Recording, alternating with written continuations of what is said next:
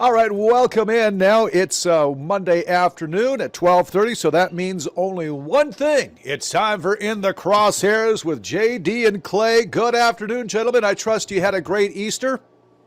Absolutely. Absolutely. Welcome. Glad to be with you. Let's see. Hold on one second. I might be not plugged into the right one here. Hang tight.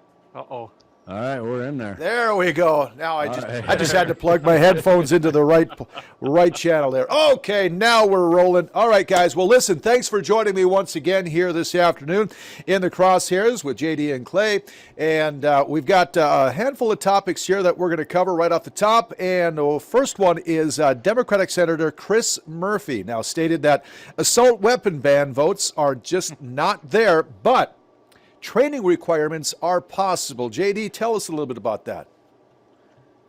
Yeah, they didn't specify what training requirements that they wanted, but I'm not sure what that's going to prevent. Maybe some accidents. I'm not in favor of requiring training for any kind of your civil rights. I mean, do you require special training before you go to a church? Or, to have free speech, you don't require special training or background for that. And some people would say, well, when's the last time free speech, killed somebody? Well, people's free speech can influence others. So I can definitely argue with anybody all day on that. But yeah, I don't understand training. So like these mass shooters who go and buy their gun a week before and do it, what do you want to make them more proficient at it, I guess? If you want to take training, I encourage that. Go for it. If you don't know anything about your firearm, go ahead and get yourself some training. But as far as pushing the mandatory training for it, I just don't see what he wants to get out of this. Yeah, Clay. What does hunter safety do for a guy? I guess is that's not mandatory hunter safety? Well, it is. Every state's different, but if you're under the age of, I think 12 in North Dakota, you got to have it. South Dakota, if you reach the age of 16, you don't need it anymore, I believe, as long as you're with an adult. And then at 18, you're good to go. But every state has their own deal. But yes, you have to have hunter safety. And what it teaches you how to safely use a firearm, the functions of it. Most of the time, it's a bolt action. But, I've been looking at this article that Chris Murphy's been doing here and talking about. He at least admitted, as I've kind of known for a while, they don't have the votes for it in the Senate. They just don't. And it's never going to pass the House. Not going to pass right now in the House. But I do know that I've noticed his code words. He's trying to find common ground. We have to be responsible. We got to be, save our kids. Says things that we need to be a safer nation if we require just a little bit more training before you bought the most dangerous weapon commercially available. And that's what this is all about. It's the little steps. Jamie and I have talked about this on our other shows. It's always about the little steps. They know they can't get a full-out assault weapons ban, and whatever that may be. The last version I've seen was horrible. It's always about those little bitty steps. Oh, hey, and we're not coming after this. We'll just come after this, or we'll require more training. The training really bothers me in this part of it. Who's going to set that training? What's that training going to be? As Jamie pointed out, you don't need any training to assert your other rights. What about freedom of press? Just what we're doing right here. Do we need to go get some kind of journalism training? No. So no, I'm not for this. I don't think it's got much of a chance, but you never know. That Senate's kind of funny, and we got a lot of rhinos in there. I think that's just another hoop they would want somebody to jump through, hoping that they wouldn't want to buy an AR or any other kind of semi-automatic firearm. Yep. That's what I get out of that, And then he says something like, he doesn't understand why we choose to make, our kids fear for their lives when they walk into their schools. Chris Murphy, you're part of that problem because you won't secure the schools. Absolutely. It won't harden them schools. They try to guilt you into giving up your rights and going their way is what they're doing. So with this training, what exactly firearms would this training cover? Automatic, semi-automatic weapons? Mm-hmm. Yeah, that's what they're doing it for. They're AR-15s and anything like that, a semi-automatic rifle for sure, because that's what they're saying. Those kind of, like Clayton said, they sent out, what was it, Clay? These super dangerous weapons or something to that effect. The most dangerous weapon commercially available. That was a term. Yeah. I can tell you, if somebody wanted to shoot me with a 30-06 or an AR-15, I would say shoot me with that AR-15 because your chances of living with a 30-06 are a lot better. So that's just more dangerous than an AR-15. But yeah, that's what they want. AR-15s. What does he say here? Well, Richard Blumenthal, he was in on the whole deal too, wasn't he? What if, yeah, so what if we said before you get an AR-15 that you have to show you are responsible, that you know how to operate it? Oh, okay, what if we had applied universal background checks specifically for that purchase of that weapon? Guess what? All these guys pass their background checks for it. So, Dick Blumenthal, that's not going to stop anything. You're not going to fix anything by doing that. And you got to remember something when they talk universal background checks. Again, they're assuming there's a loophole, which there's not. What they really want to do is stop private sales between people like you and me, law-abiding citizens. Yeah. If you buy a firearm, and I can't reiterate this enough, from a federally firearms licensed dealer, you have to go through the 4473 background NICS check, which most of these shooters have done. They've passed them. So they're not working. The laws we have don't work. Again, we've talked about this on the show. It's a different problem, and it's a mental illness problem, most likely. As we were coming on the air, I'm sure you heard this morning about the shooting in Kentucky. Again, a Democrat-led Louisville city municipality. If you go on their website and see the craziness they've got on that website, you can see where they got to this point. We don't know much about the shooter, but I would put my money on that it's another mentally disturbed person, obviously. I would also say, too, Murphy pointed out to the bipartisan gun control legislation that was passed in the aftermath of the shooting in Uvalde. Remember, Biden said it was the most comprehensive gun control, or what do you say, gun safety in 20 years? Yeah. It hasn't done anything. So what you're pointing to something that did nothing. And in fact, the guy in Uvalde passed his background checks. Once again, these guys are, you know, I hate it as much as everybody else when something like this happens. It sucks, but what they're putting out here is not going to do anything. I'm not going to have my rights hassled because you guys don't like AR-15s and you think that's the only thing people use to shoot people with, which is completely ridiculous. Let's face it, it isn't going to solve the problem. We have a deeper issue right now, but it will put more restrictions on law-abiding people. That is always the case with anti-Second Amendment measures like that. Well, Clay, like I said before, and I'll say it again, when I started high school in 1986, you could buy without any special license a full automatic AR-15, AK-47, Uzi, MAC-10, MAC-9, anything you wanted. Guess what? We didn't have school shootings, so it's not the guns. You could buy full autos and they didn't happen. They're happening now. It's because something's flipped in the minds of a bunch of these people. And they're going off and doing this. So banning guns is not this, even a certain type of gun. I pointed that out too, Jay. All these other shootings. Banning an AR-15 is not going to stop anything. No. Yeah. I mean, so help me, Clay. What is driving this now? Help me make this some sense, because now we go to the second part. State legislators aiming to remove NRA as training entity. Well, they want more training on one side, but then they want to remove NRA training on the other. I don't get it. Is it just the organization itself that people are against? Is it the name, or what is driving this pushback, Clay? Well, and if you notice, it's Democrats. I mean, people can say what they want. It is partisan. It's always the Democrat Party that does not want the NRA involved. And yeah, it's the organization. If it was Gun Owners of America or the National Shooting Sports Foundation, I bet it'd be no big deal. But let's face it, 125,000 certified plus instructors, and I think that number's off from the last figures I've seen from NRA. That's the largest firearms instruction group in the world that NRA has, and they're volunteers. I used to be pretty involved with that stuff, and I can tell you, some of the most ardent safety-minded people you're ever going to find that love to introduce people how to shoot, do it correctly, do it safely. You're going to find anything better. But you have in New York a certain individual, he's a Democrat in there. He wants to make sure that we get rid of it. I'm looking here at Senator Sean M. Ryan, and he wants to get rid of the NRA as an actual instructing organization. They're introducing Senate Bill 138, and it will remove the NRA from the list of entities authorized to grant certificates. Now, think about this. NRA actually started in 1871 in New York. And you know what their main purpose was? After the Civil War, they saw that shooting was horrible. They could not accurately shoot. They wanted to have that compensation. They wanted to have that knowledge and how to arm the populace so that we could defend ourselves in a war. So I think that's kind of interesting. Yeah, the Union generals started Absolutely. it, actually. They saw the terrible marksmanship of their troops, and they wanted to be able to shoot better. Yeah, and then he wants to turn the power of training over to the New York State Division of Criminal Justice Services, which is like they know how to teach people to shoot and gun safety better than the NRA. Highly doubtful. But the other bill that we're going to talk about, Clay, that wants the same thing done, is even worse, I think.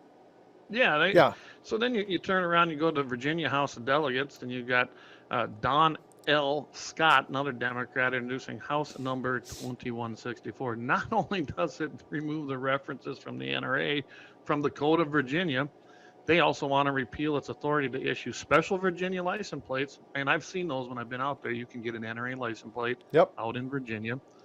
It's also going to try to remove the award-winning Eddie Eagle gun safe. And I can't remember if we talked about it on this show, but we definitely talked about it on our live stream. That's one of the best programs out there to teach kids about the issues with guns, especially if you're in an urban area. You know, you see it, you run away, you tell an adult. I mean, it doesn't get in. It's been just highly successful. They want to remove that.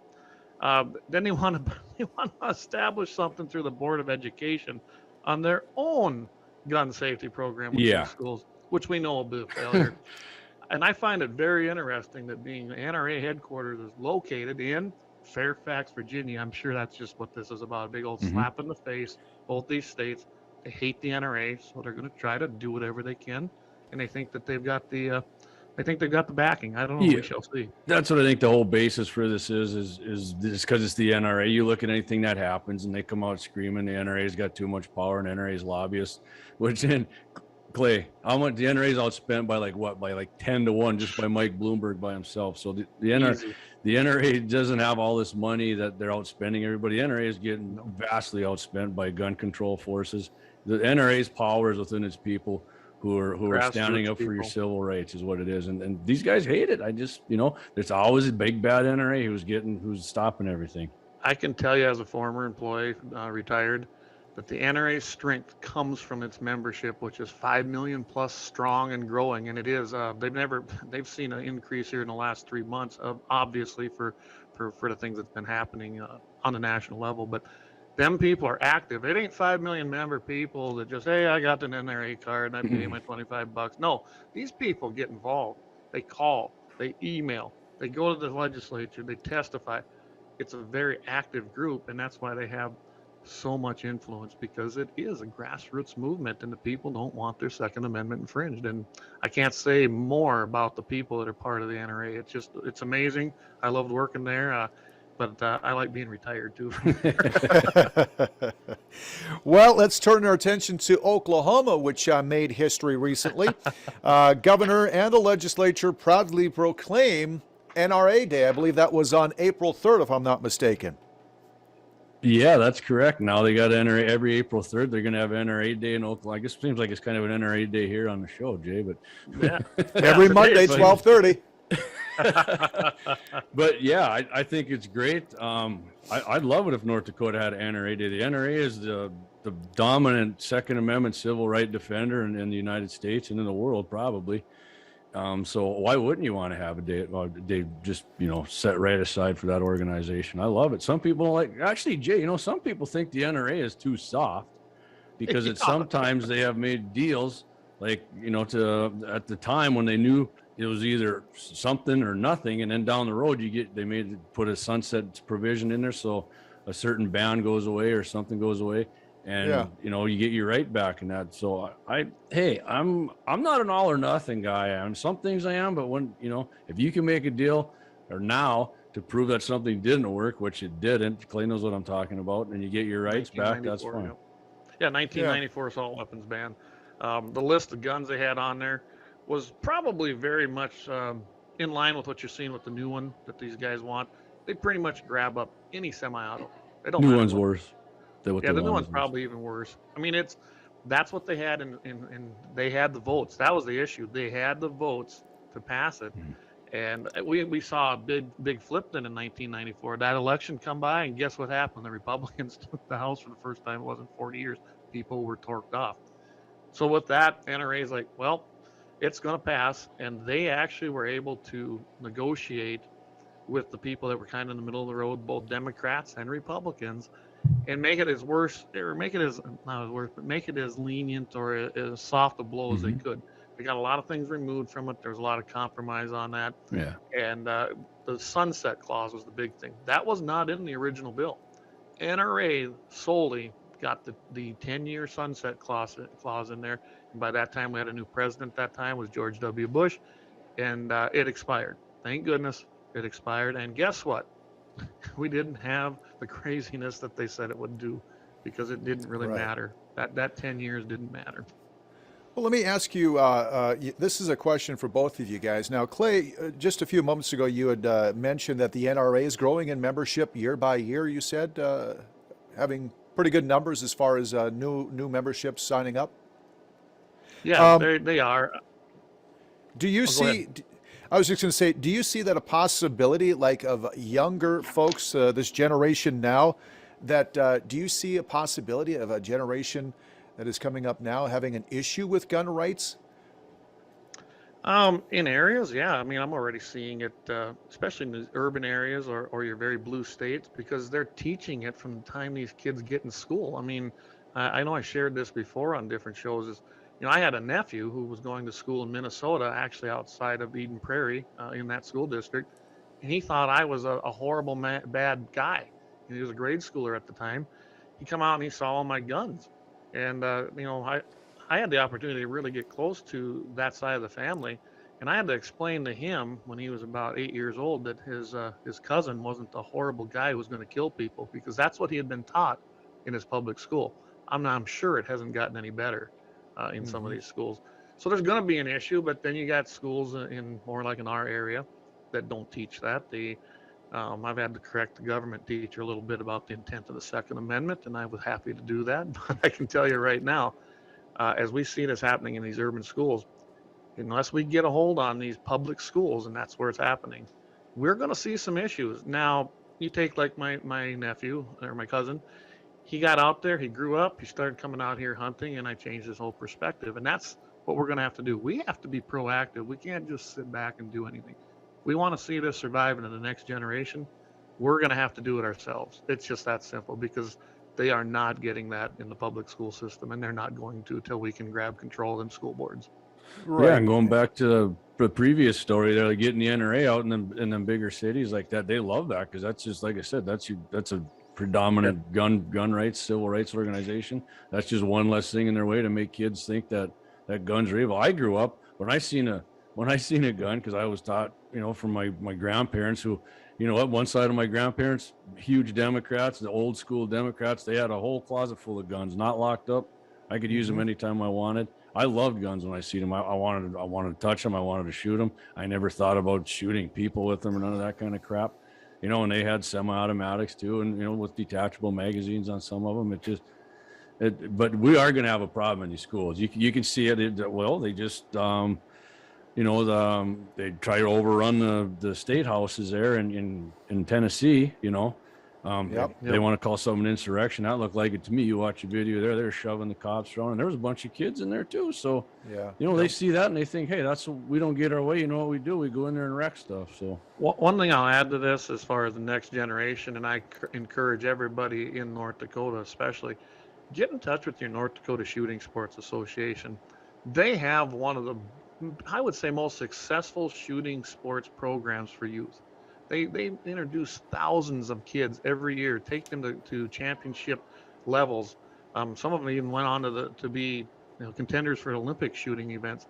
They have one hell of a program, and I really encourage them to hit the website. Just do a brave search of North Dakota Shooting Sports Association. It'll come right up. I don't use the communist Google. I use Brave. So go ahead and do that. And I know you'll be pleased with the shooting sports program in North Dakota through North Dakota Shooting Sports Association. They do a fantastic job. Well, I think it's safe to say that we're of that age that we probably went to school with a gun rack in the back of our truck, and after school at 3:30, we were out in the back roads looking for that deer during hunting season. So I know I did. Rolla was, there was Gophers, some monster. You name it. You bet. Okay, let's turn our attention to we're seeing in Minnesota, our neighbors to the east, whitetails. This, of course, is a topic that we've covered quite extensively over the past few weeks with this. Wildlife managers are concerned about this winter's effects on deer population, primarily in the northern part of the state. But now, I know that starvation, of course, is a big thing, but how is it that they're more susceptible to predators when they're, of course, hungry? Is it that they can't defend themselves, JD, or what is it? Well, I noticed in the story too, we were talking about in the Wyoming ones last week or the week before, and their deer problems. The spring comes around, and like this story says, they run out of their fat reserves and their energy reserves, and they just don't have anything left in them to fight back or run away. And you know, and if they're running through deep snow here, you know how that is. If you're tired, and the deep snow is going to make it way worse on you. And it isn't any different for these deer. And apparently, it sounds like because of their winter there, the winter kill is actually extending further south in Minnesota on these whitetails than it normally does. So, and we're at that time of the year where they're just running out of juice. Gas tanks getting empty. Clay has this winter, though, we have to admit, especially for at least southern parts of our state, southeastern portions into the Minnesota, because you can see that jet stream kind of went up in that area. Is this a once in a generational, once in a 25-year thing, or do you hear of this winter kill happening, you know, quite often? Well, I mean, it varies from area to area, of course. I don't think it's a once in generation. I mean, 2 years ago, we got hit pretty hard right here in this area with an April blast. Now, it wasn't as devastating because it wasn't as long a winter. It didn't start back in November. But we have seen that here in less than 10 years. We had another one here, I think that's about 7 years ago, that kind of did the same thing in this area, but it wasn't as widespread. Now, if you're talking widespread like we've seen this year, yeah, I mean, if you look back through history, 1978, 86, you go into 97. It's about every 10 years that we see these major ones that are completely widespread, and it takes a hit on them deer, any wildlife really, because they build up fat reserves. I mean, they prepare naturally for these kind of conditions, but not for that long, and that's what you're seeing. They're coming out of this, and they're weak. They're malnutrition. There's not much they can find on the ground because of the snowpack. If you look at the difference in degrees just from this area to the eastern part of North Dakota, that snowpack is keeping it 10 degrees cooler or more. So it is having a devastating effect, and that opens them up to starvation. It opens them up to predation.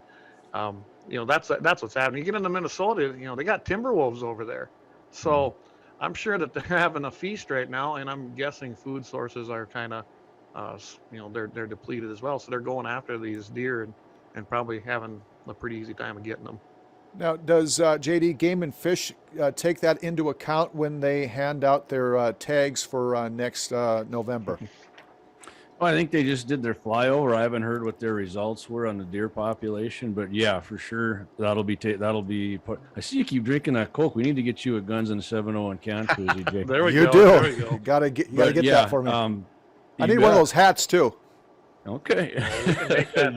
You bet. We got some coming. So, yeah, Game and Fish does take that into effect. And I was actually out at the farm yesterday talking to my dad about it. And he said it does seem like the mule deer numbers are down, but he has seen some herds of them. And I did actually see some in the middle of the day. And it's nice to see like top of the hills are kind of melted off. I mean, it's super deep in the ravines yet, but the hills, at least they got something up that they can go eat on and build up a little energy. And somebody, I don't know who it was, somebody come on our land and shot 5 coyotes and a fox. They had them all lined up real nice for us there. So I don't know where they got permission from. So it's kind of a good, bad deal. They got 5 coyotes and a fox, but I don't know if they asked, but. Yeah. All right, let's go a little bit further south to Colorado, where an assault weapon ban is pulled from their committee agenda. Tell us a little bit about that. What's that all about? Well, they, of course, had Bill 23-1230, and basically what this was an all-out assault weapons ban in the state of Colorado. They, of course, luckily, people from, I'm guessing, our NRA base, the committee received thousands of messages opposing the bill. And it would have banned the manufacture, importing, purchasing, selling, and offering to sell or transferring ownership of what the drafters had defined it as an assault weapon. So what that means is, say, Jamie and I got together under this bill and said, hey, I got this AR that I'd really like to sell to you. And Jamie's like, yeah, and we come to we couldn't do it under this. We'd be violating state law. Now, the interesting thing about this is it was pulled, I'm guessing, from the pressure of the grassroots people once again for the Second Amendment. But I don't get these states. After the Bruen case came out in the Supreme Court, and everything revolves around that, just like we had Heller, DC versus Heller, but Bruen took it nationwide. It didn't just put it in that 10 by 10 square mile box. I can tell you right now, if this would have worked its way through the system, if they would have actually passed it, and in Colorado, it's happened before that they've taken cases and taken them on, it would have ended up in the Supreme Court and been overturned, which would have been another great ruling for us on this side of protection of the Second Amendment. And if you've noticed lately, a lot of the cases that were moving through the system, as soon as Bruen happened, those cases were either thrown out of court, they were declined, judges weren't taking them, the state Supreme Courts weren't taking them because they knew it was a waste of time and money. So Bruen, again, comes into play, and I think you saw this happen. I'm guessing that was one of the considerations, although they'll never say it, that made them pull this, along with the grassroots people calling in and emailing and contacting their reps. Yeah. So, and without boring you with too much detail here, Jay, part of the things what they consider assault weapons ban, first of all, it would have been the 50 cal, the 50 BMG. This old stuff here, that's ridiculous. A threaded barrel, everybody threads barrels now for suppressor. A second pistol grip in front. I have guns that have that. A shroud over the barrel.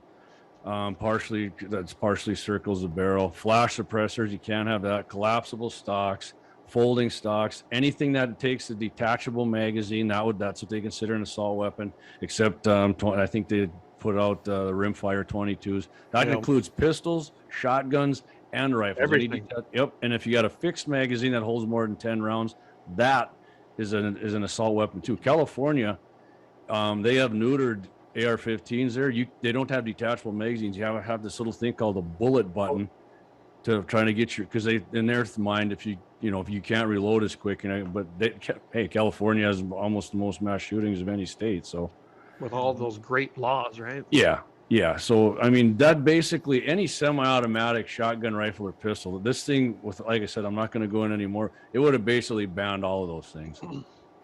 And just before, we're going to have to wrap up here in just a moment, but I do want to make mention, we're going to circle back to the baiting thing. That did not pass now, did it, Clay? No, unfortunately, it did not make it through the Senate. Like everybody says, the bills go to the Senate to die in North Dakota, and it seems like that's what happened here, unfortunately.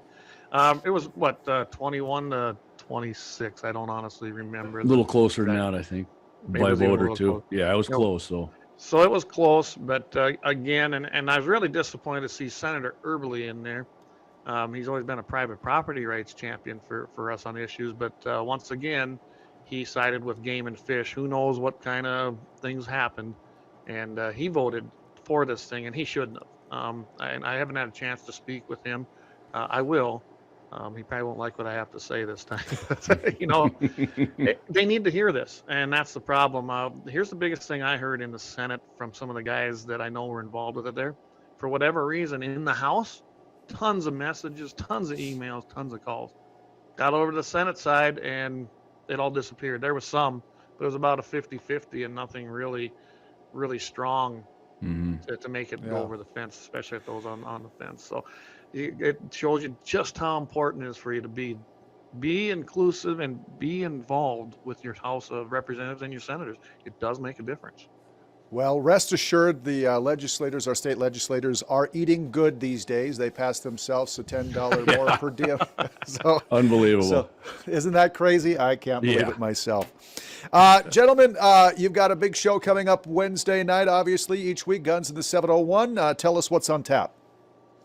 Yeah, well, I can tell you right off the top, Clay and I are going to be hitting on this Kentucky shooting. We're just waiting for a little more detail to come out on it.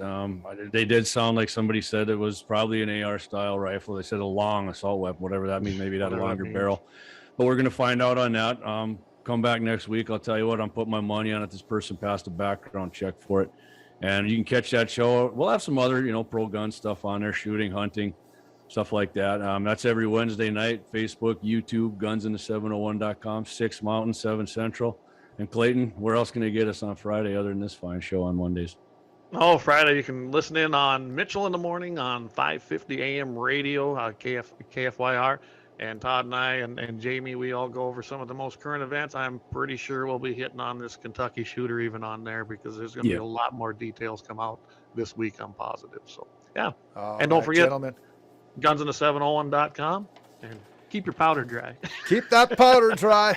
All right, gentlemen. Thank you so much. It's always entertaining hanging out with you guys on Monday afternoons. You can catch us right here in the Crosshairs with JD and Clay, right on the KFYR Plus News Desk. You guys have yourself a great week. We'll catch up with you again next Monday, all right? You too, buddy. Jay. We'll see you, Jay. Thanks, guys. All righty. It is 1 o'clock. We're going to